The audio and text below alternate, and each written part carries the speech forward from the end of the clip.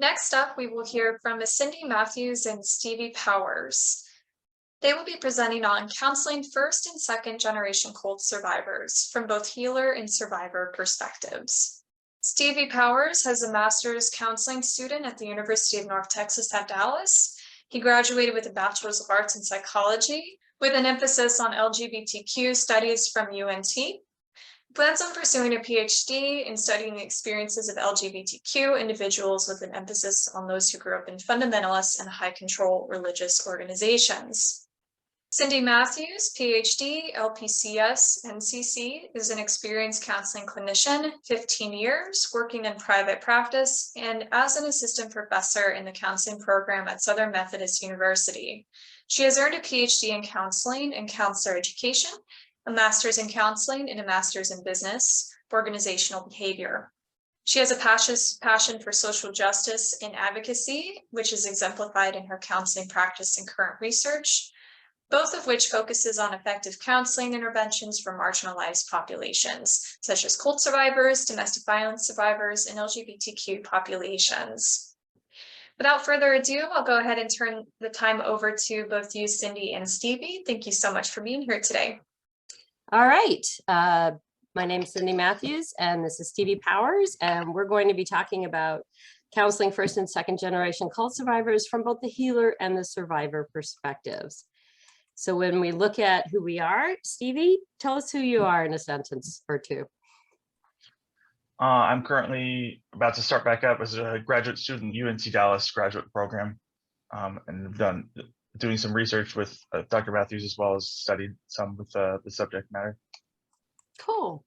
And I'm a professor at SMU, and I'm a licensed professional counselor, and I'm a researcher. And I was in a high demand organization, or also known as a cult, for 43 years. And I've been out for, this tells you my age, 14 years. So really the whole thing about, as a therapist, working with former cult members is working with people who come to the realization that everything that they knew was a lie. And so how do you work with that trauma that occurred, with reworking with their identity, or working with their rebuilding or building of an identity? And so that's what we are talking about, two studies that we did with former cult members and therapists about what they're doing and what they want. So coming out of a cult is like arriving in a foreign land completely unprepared. And so you've got to discover and create the authentic self at the same time as processing trauma.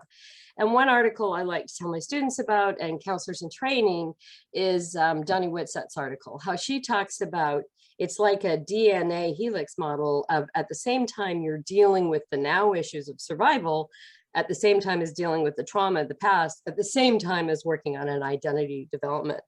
And kind of the myelin sheath around it is building that warmth and trust in the counseling environment, in the therapeutic environment.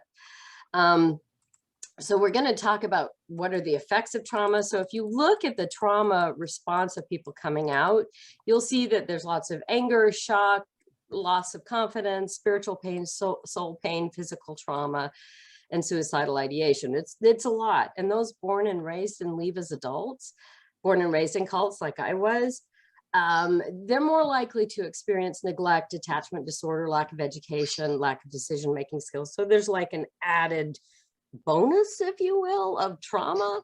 So excess trauma and loneliness of coming out. So where do we even start as therapists? And where do people coming out of cults even start when they're working on the healing? So Stevie and I did a review of the literature. And if you were, Stevie, if you were to talk about 2 or 3 themes that kind of came out on research design with working with former cult members, what would you say were like 2 or 3 themes that came out of that? One of the biggest themes we had across a lot of them is one that most of these are done as single case designs. So they're only going to be looking at one individual and writing on that. So there's not a whole lot of literature that's been generalizable yet. But what you're seeing from a lot of it is that what's working and what isn't with trauma, and that it's got to be I'm It's sorry. no, it's all good. It's you're working with trauma, and the people who are writing this, and I think you're 100% right. It's looking at one case that they worked at, or looking at from their own work. It's like, how do we work with this without doing, writing up the research? And it is written by leading practitioners in the field, which is really cool. And I want to recommend to everybody, I'll do a plug here for the Cult Recovery, written by ICSA, it's Clinician's Guide. But what's really missing is most of it is anecdote and it's single case. So what we wanted to find out is, what do clients actually want? Let's look at, a large group. And we also wanted to look at, what are mental health professionals already doing? And what do they think is working and not working? Anything you want to add to that, Stevie? No, just I think something to keep an eye out for in this is I think it'll be really interesting to look at what differences there are, what we mental health professionals are thinking people want as opposed to what they want. So it's just something I'd say to keep an eye out for as we're looking at these numbers.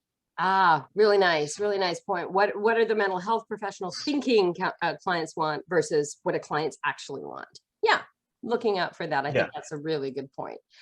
So we did 2 studies, one of former high demand group members or cult members, 460 respondents, and we did one for mental health professionals who counsel former cult members, and we had 112 respondents. And we kind of looked at both. We did fixed choice, plus we did open-ended questions. So it's a mixed methods about both qualitative and quantitative research that we were doing. So we wanted to make sure that people were defining cults in the same way. And so they had to have 5 of the 7 points to qualify, especially for those who were, those who had formerly belonged to a cult. And also when the therapists were defining, I am working with former cult members. A couple points coming out of that, Stevie, what do you think? No, the only thing I would say with that is that's like, that the word cult is sort of a word that makes it hard to define exactly what it is that group the person was in. What a cult is not agreed upon with people who are in that field. So I think this slide that we have there is showing the kind of the standard for what it needs to be classified under. And you can see a lot of these themes across as we were looking through the respondents. Yeah, and you'll see that like almost 90% the group leader members cause physical harm or social spiritual harm, and also that they were expected to be devoted and obedient. They may not have spent time together daily, but the devotion expectation was very high. So if you look at these 7 points, and yes, it talks about deity, which is part of a religious cult, but also it's the point of having a leader who has all the answers, whether they define themselves as a deity or close connection to deity. Because we know there's also political cults. We know that there's therapeutic cults, multi-level marketing, all that kind of stuff. But these 7 points come out of Singer's, Zablocki's, and Lifton's points of what a cult is. If you have anything to add, Stevie, just let me know. Okay. So basically, when it comes to, whoops, yeah, I messed up. That's okay. The counseling process for mental health professionals is we're often asking ourselves, who are we? Are we a former cult member? Do we even get it? And is that going to get in the way? How do we prepare? How do we look at our clients, and who are our clients, and what kind of interventions? And these are the kinds of questions that we were asking in our study. So if we look at the 112 people who were mental health professionals, what are some themes you see coming out of this, Stevie? It's mainly kind of centralized on 3 big fields. We're overwhelmingly higher than the rest of them. The LPCs, LCSWs, and psychologists. We found in our surveys were definitely disproportionately responding to this. Yeah, but yes, LPC, licensed professional counselor, LCSW, licensed clinical social worker, and psychologist. And that was almost like 65%. However, not a but, however, we also had exit counselors, we had pastoral counselors, we had people working on their license, we had students and peer counselors. So we actually had quite a large number from each. And in terms of, what do you see, Stevie, in terms of the counselors themselves, therapists themselves, in terms of their personal cult experience? Yeah, we're seeing that most of the people that are in the field working are first generation cult members, or former cult members, excuse me. And so they're, what we've seen across this is that, the needs of those two groups are completely different from first generation, second generation. But that's the main theme that we saw with that in terms of where they stood. Yeah, so as counselors and therapists, so pretty much 1 out of 5 has not had previous experience working with a cult, but 4 out of 5, they're either first generation, second generation, or family members. And so 4 out of 5, that's a pretty high percentage, have had personal experience, which kind of brings them into the cult therapy kind of thing. So yeah. So what's your experience working with, we asked the counselors, what's your experience working with former cult members? You want to explain these slides, Stevie? Sure. Looking at it, obviously on the bottom, we're going to have how many individuals they worked with from either that were first generation cult members or second generation former cult members, excuse me. And you'll see the majority of them with our respondents was going to be the way more first generation, which makes sense, being that's something to keep in mind as a theme that you see in there again, is that it's disproportionately that's who they are seeing. Yeah, and so you'll see how many, so have they seen none, but still consider themselves a cult therapist, have seen 1 to 10 versus 11 to 25. The interesting thing about this pie chart is you will see that pretty much 80% of those who answered this had been working 6+ years in this field. And so 20% were just kind of starting. Well, 20% 1 to 5, and so I guess 70% have been working 6+ years. So really helps, I think, to have the mentoring and the help from those who have the experience to those who haven't. So I thought that was interesting. What's your experience and who have you worked with? So this is an interesting chart. We asked the 112 respondents, how did you get trained in working with former cult members? And this, I think, is a really interesting percentage. 85% talked to other therapists. So when were working in the field. So when you look at something like ICSA and mental health professionals, it's really important to understand those who have training, that mentoring and that training is really essential. 85% of them said that they consulted and had that kind of conversations going on. You'll look at the trainings. What kind of training are you getting from ICSA, trauma, EMDR? So really looking at specific kind of trainings. Reading cult-informed journals. So we know we have IJCAM, International Journal of Coercion, Abuse, and Manipulation, and the Cultic Studies Today magazine. Both of those are great resources. And these are things that were actually mentioned by our participant. Searching through the internet, I think, is a great thing, and reading cult-informed books. So some of the classics, again, Cults in Our Midst, Recovery from Cults by Michael Langoni, Traumatic Narcissism, I think is an exceptional book because it looks at how do you work with traumatic narcissistic leaders and other people, combating cult mind control, and then Cult Recovery Clinician's Guide, which are all great resources of how people are getting trained. So the assessments that people are using, interesting that 75% are saying just this, not just, but the psychosocial assessment intake at the beginning is one of the best ways to get a feel for where the person is coming from. Of course, others are using Beck Depression Inventory, Trauma Symptom Checker, PTSD Checklist, and a large percentage, 56%, using the Milan Clinical Multi-Axial Inventory. So these are some things that, maybe sometime at ICSA in the mental health field, we may be wanting to look at how do we get trained in this. Best treatment modalities according to mental health professionals. What did we see here, Stevie? According to them, the vast majority, although there was a lot of participants, like a lot of these within each one, the one that was disproportionately higher was trauma focus. We also had crisis intervention, narrative therapy, CBT, and psychoanalytic. Which is really interesting because you look at the least used. Psychoanalytic fits in both most used and least used. What do you think's going on there, Stevie, with our 112 participants? Very polarizing field. I think people who utilize it, and it's helpful, it's beneficial for their clients and them. Really, really like strong advocate. So you got strong on either side, I think, is what's going on. And a lot of people are just very don't, just not into psychoanalytic or don't understand it. So I So just they're think that's either, interesting. That's so polarizing. yeah, they're either completely into it or not. So it's like, it's on the list for most use and least use, which is really interesting. Of course, Yeah.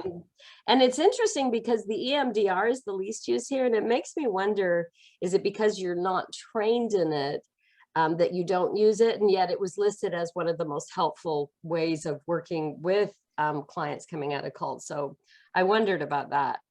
So our clients, this is the 416 people who came out of cults, who responded. So in terms of some basic things in gender, ethnicity, country they're from, age, basically, most of them were from what, 25 to 45? Is that what you see, Stevie? Mm-hmm. Gender, mostly female, ethnicity, mostly white. So that definitely a limitation of the study. Countries, US, UK, Canada, and age leaving the group. Talk about that, Stevie, for a second. So you see on the graph here, there's a spike coming that hits between, and I apologize, it's a little small on the screen I'm looking at, but it was the fourth one in there. There's going to be a spike. And what's interesting in this is the difference of what the people who answered to this, of the clients, or of the respondents, of what age they left as second generation, as opposed to what we'll see on the other side for first generation. But the main thing you'll notice is that it's a lot younger. So what happens here is it looks like especially those leaving are leaving after the age of 18. So it's like 18, I become an adult, I get to make a choice now. So most of those who are leaving are saying that they're claiming between 19 to 25. And so you'll see between 15 and 30, that's when the majority of people leave.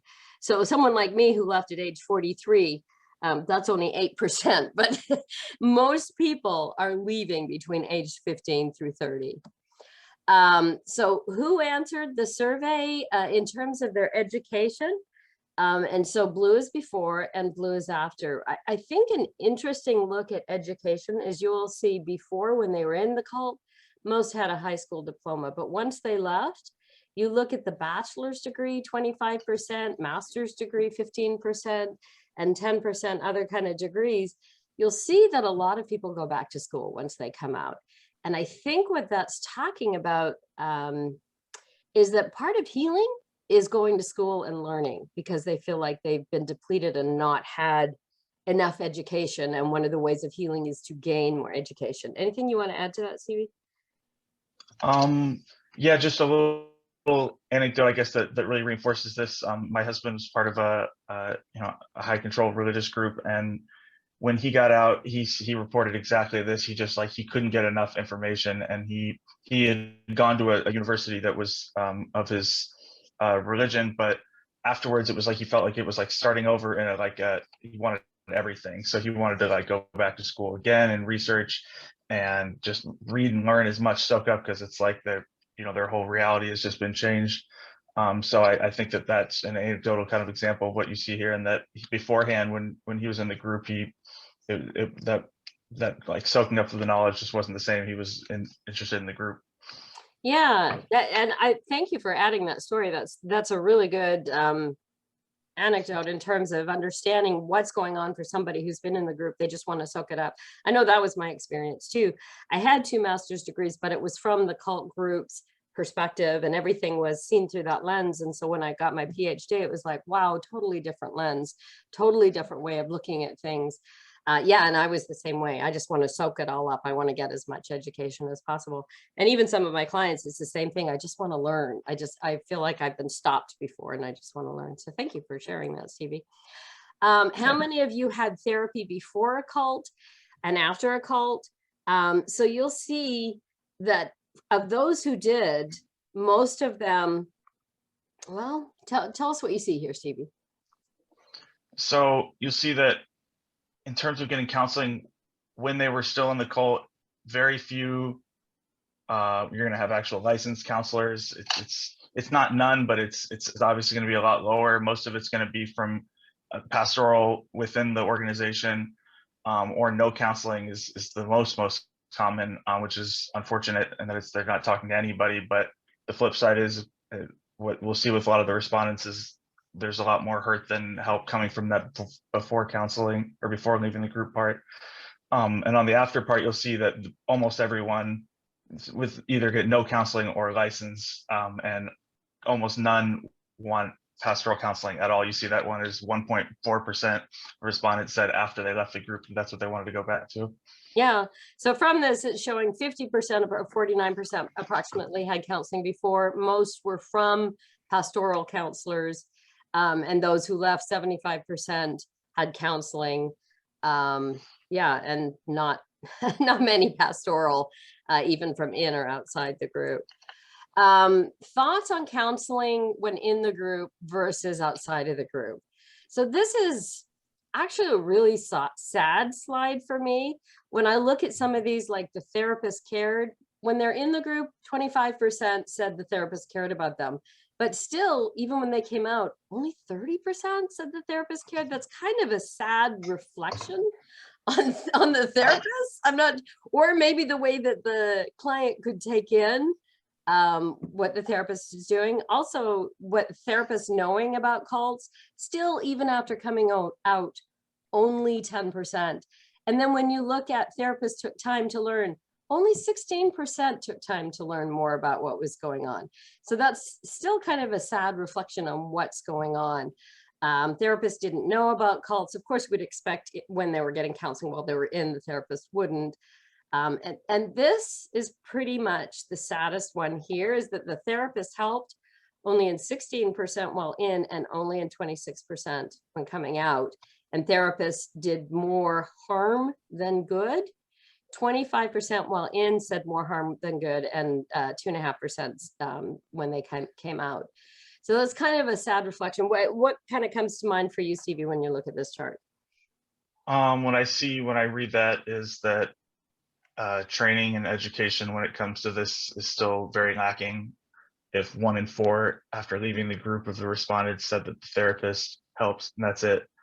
Yeah. That's what I see. It's just a big opportunity for us to continue researching and learning, and for mental health professionals in general, just to have better knowledge of these groups and how that affects these people. Exactly. I love that you said that. Thank you.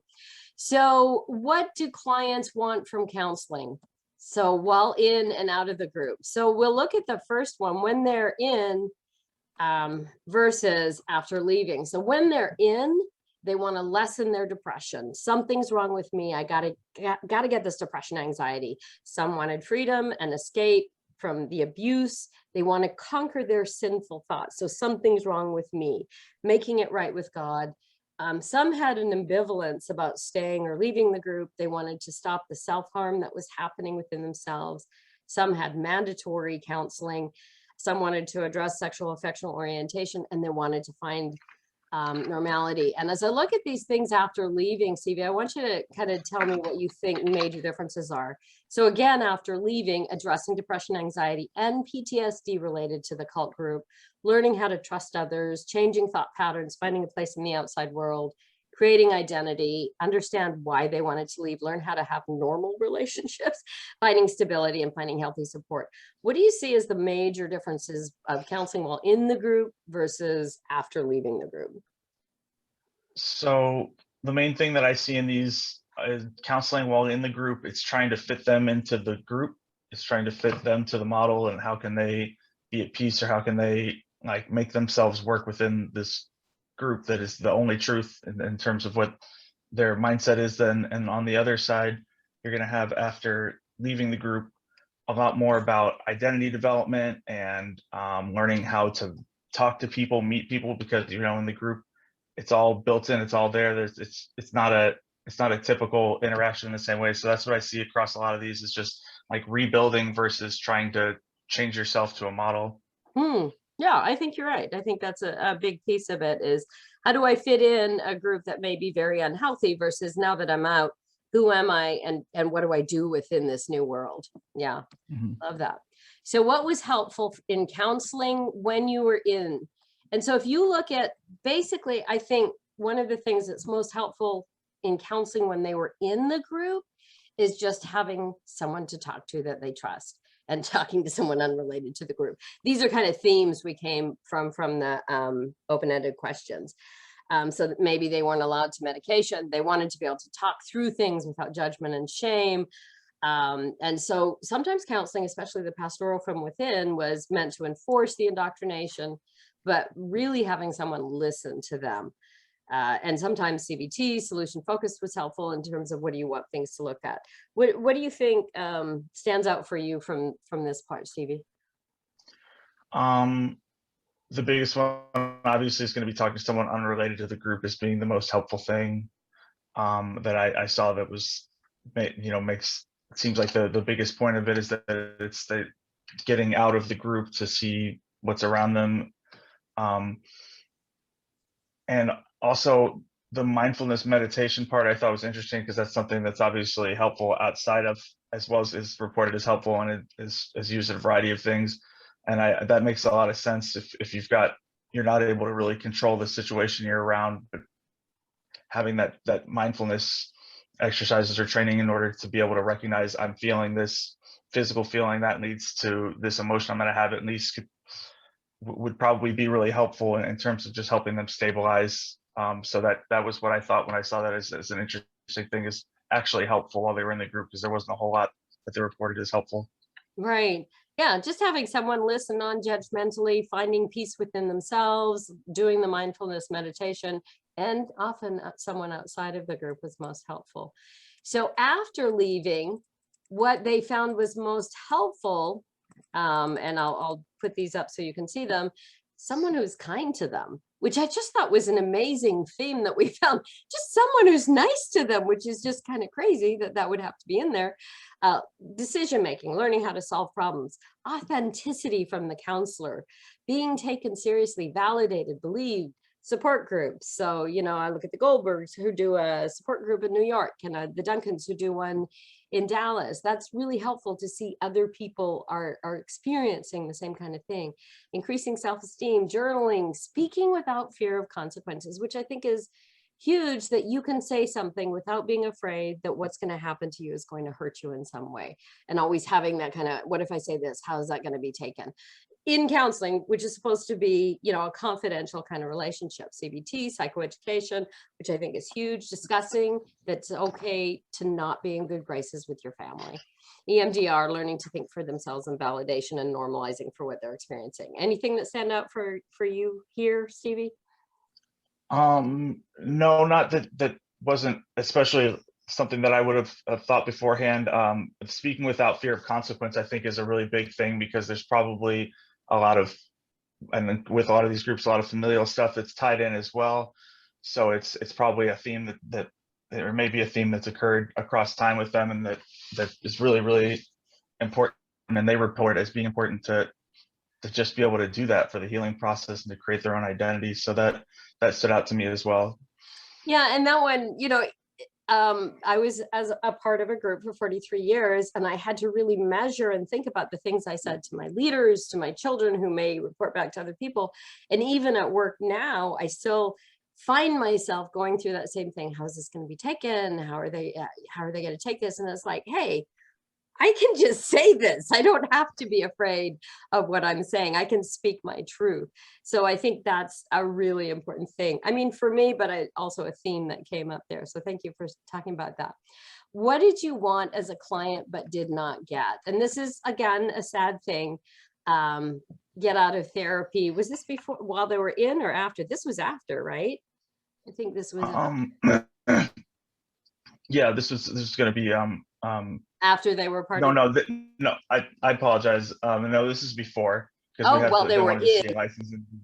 Okay. Yeah, correct. So while they were in, they wanted not to be blamed or shamed, explore value of having autonomy, because of course, when you're in a cult, it's all about the identity of the cult, to address sexual abuse, transparency, for the counselor not to be a member of the cult, to be treated like an adult, not a child, see a licensed individual they couldn't, to learn practical ways to leave, to never have had counseling in the first place, which is really sad. and for the counselor to explore and validate the participant's sexual affectional identity, and not to share information with the group. And that was one of the saddest things that I remember reading, is that the clients would have gone to somebody while they were in the group thinking it was a confidential relationship, and then it was shared with leaders or group members, and how harmful that was. And for the counselor to have a better understanding of trauma. Anything stand out for you there, Stevie? Not to share information with the group again, and that's to the point that Dr. Matthews was saying before with her own experience of that. It's, in this case, it was an even bigger thing because it was a client counselor being betraying their trust like that. But to have that on a regular basis of having to worry about, if I tell this person this, will they tell this? That is, of course, makes sense that that'd be a huge thing that they want to get out of counseling. So that stood out to me through that. Yeah. And the other thing is to be able to address physical and sexual abuse, which was often swept under the table in terms of, let's address this, and that the counselor would just kind of sweep it away saying, that's not important, you need to submit, this is part of your humbling experience of being a part of the group, and that not being validated and seen as important, which is really sad. That the number that we had reporting that was also another thing, which was a big deal. Now that you've had counseling, what do you, oh, this is the after leaving. There we go, Stevie, here it is. So what do you wish you had from your counselor that you didn't get after leaving the group? So these are people who have left, whoops, who saw, yeah, I'm really good at messing up. So they wanted their therapist to understand PTSD and trauma. They wanted the counselor to understand the difficulty of coming out and trusting, more awareness and competency in sexuality in regards to how cults weaponize sexuality, not only sexual orientation, but sexuality in and of itself. A more accommodating environment, equal power dynamic, counselors specializing in helping cult survivors, more knowledge of their group therapy, knowledge and resources, understanding what a cult is. So when we looked at one of the charts before, only 16% of counselors actually went and studied more about cults and looked at the different cults and learned about the one that the client was from. That's pretty sad. So even with the 10% who already know, and you add the 16, that's only 26%. So 74% are still not knowing, and the client is like, I shouldn't have to educate you. Can you do a little research on your own?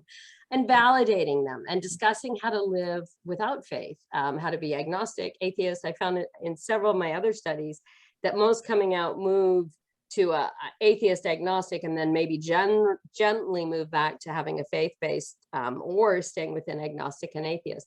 But for the client to the counselor to understand, you don't have to go to complete faith. You can move within after you come out. Self-regulation, social skills, counselor to push further to figure out source of issues. For example, the cult could have been the issue for relationships and attachment issues, talking about the cult itself, not ignoring it, and addressing the embarrassment with being involved. So this is what clients wanted from counselors who were licensed after they came out. So they wanted counselors to be more cognizant of these factors. Anything stand out for you here, Stevie? Yeah, the one I thought was interesting was talking about the cult itself. So, having been in the cult the whole time, that's probably all they talk about. And then they're getting out and they want to now talk about it outside of it. I think a lot of the mental health professionals probably aren't either comfortable with it, or it may just be a lack of knowledge about how to discuss it. But like having a free area to be able to talk about the group and still receive that validation and the like free space for them to do that. I thought that was really interesting, that was something that was like a top priority, because that was seen in a lot of the respondents, just being able to talk about it and not be like brushed over because they weren't comfortable or something like that. Yeah, I think of my own counseling I got after I got out, and the person didn't want to talk about the cult itself, didn't want to talk about what had happened to me within it. It was just general issues about relationships, general issues about work, but never tying it back to where I got the trauma from or learning from it, or never even talking about the cult itself. Because I know she was very uncomfortable about that. changing therapists. That's what we do. But we've all got to get our own counseling, but it would be really nice if the counselors were trained within those issues and can work within that.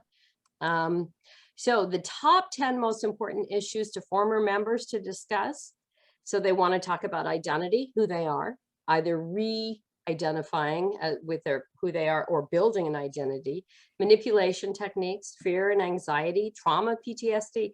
So interesting, 20% want to talk about identity, 10% want to talk about trauma. Look at these. And so when we look at what the counselors want to talk about, look at the differences: neglect, grief, loss, self-esteem, dissociation, social support, and relationships.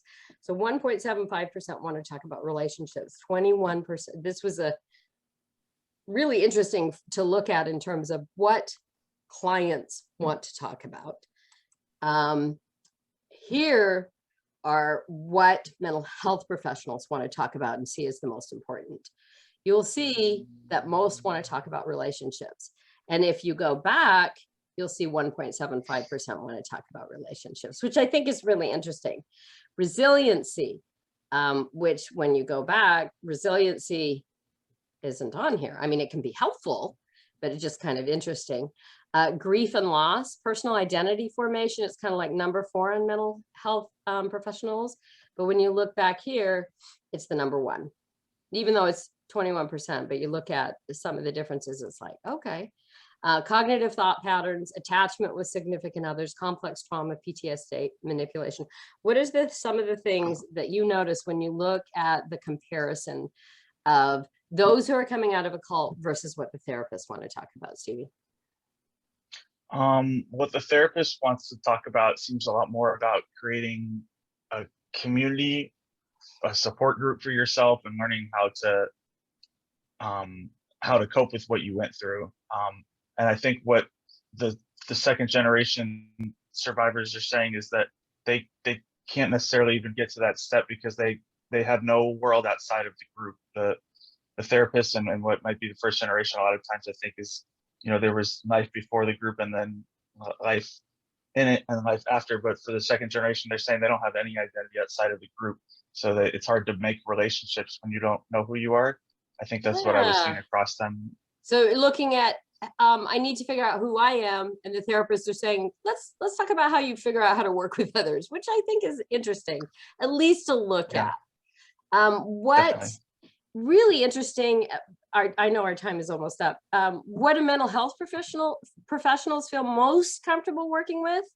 Grief and loss, resiliency, manipulation, cognitive distortions. So they don't feel most comfortable. I mean, working with identity isn't even on there. Trauma isn't even on our list, which is kind of sad. The things that they feel least comfortable with is the legal system, neurobiology of trauma, addiction, cutting self-harm, and ethical concerns. So really some training I think could be helpful for mental health professionals working with trauma, identity development, crisis, that kind of thing. How are we doing on time? What do we got? So we're pretty close. Okay. So what do you, this was asked of the clients, what do you look for now in a counselor? They want somebody. So this is people who've come out of cults. When you're looking for a counselor, what are you looking for now?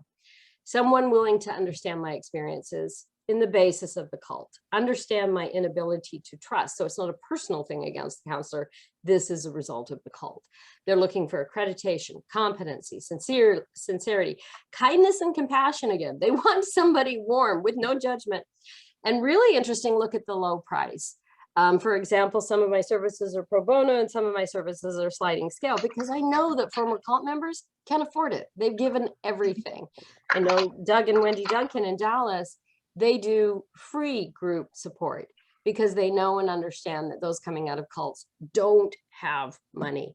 Understanding the level of control, queer affirming and mental health and guidance would be really helpful. Non-religious, non-secular because of the lack of trust, assistance in setting boundaries with family because there's a lot of family concerns, gender competence, it's specifically in terms of patriarchy and cognizance of the client's readiness level approach to different problems, kind of the change model that's going on. Anything stand out for you in terms of what you think cult survivors are looking for in therapists, Stevie? Yeah, just one real quick on there is understands the level of control exerted over every part of their life. I think that just comes back to that having the knowledge of what a cult group is and what that really means on a day-to-day basis for them, because that's, and not knowing that, I don't know how you'd be able to ever address the client as a whole person. So, and I think that that's what they're saying here, and that you know, they also want someone who, if they don't know, it's okay, but they want to put in the work to understand it, as being a really important thing, that because they know that most people don't understand it, and they have it, including, you know, mental health professionals, as we're seeing. So I'd say that stood out for me. Nice, I like that. So comments that they made, the specific comments that former members made about counseling for helpers: don't enable a perpetual victim, objectivity and identity, that are main things cults rob us of. Help us work through this. Being in a cult is similar to abusive relationship. Look at that. Be patient. Don't push any religion on us. And I know down in the South here, one of the things I'm working with students all the time on as a therapist, counselor, and professor is don't offer your religion as a solution to the pain. So it's like, pull back from that. Let's work on the trauma and abuse. Keep your own religion in the background. Don't be a missionary or for your religion. Many of us present as having put together, and it's hard to take off that mask. So know and understand, even if I look put together, back behind me is a lot of pain and trauma. And remember that those of us born and raised don't have a pre-cult identity. We've lost it, and this makes us quite different from first generation survivors. Anything stand out there for you there, Stevie? Not that we haven't touched on already. Besides, I guess, objectivity and identity, I think that's really interesting that counselor or the mental health professionals may not even have an idea, that they don't really understand what they're reporting from here, is that they don't understand what objectivity is getting out of the group, because everything's been so controlled, distorted while in there. So just the idea that that's what they need help with, like getting from them is I thought was interesting. Yeah, so everything that they see is from the lens of their cult, and to move out, and they don't even realize when they're coming out that that's happening. So how do I even look at things objectively? What is the truth? And there, little t truth, there's no longer a big T truth. How do we move to in that? Yeah. And group therapy and connecting was another one, which I think is so essential. So that's kind of our wrap up of what former cult members want, what therapists are doing, and what kind of each one is working. Any major thoughts you have, Stevie, kind of summing that up, and then we'll move to questions. No, just the thing I got most out of going through all this and seeing it is just how different what is wanted and what is being given right now is, and just how that's a really great thing just to look at. And it was amazing to me how different it was, but reading their responses, they were able to explain it. It made a lot of sense. So that's probably the only thing I point out, is just I was very surprised at how different it was. Great. Yeah, I think that is different, and that's what needs more research. And these are things Stevie and I are going to write about when we put these things together, when we have a moment to breathe. But really, what do the clients want, and what are we doing as therapists, and is that meeting the need? What I think one of the things that stood out to me throughout the whole thing is just someone who's nice to me and kind to me, believes me and validates me, even within and without. Just believe me. And then gaining knowledge. Just therapists need to be gaining knowledge about the cults themselves, and about cult mind control and all that kind of stuff. All right, well, we're going to stop this recording so we can answer your questions.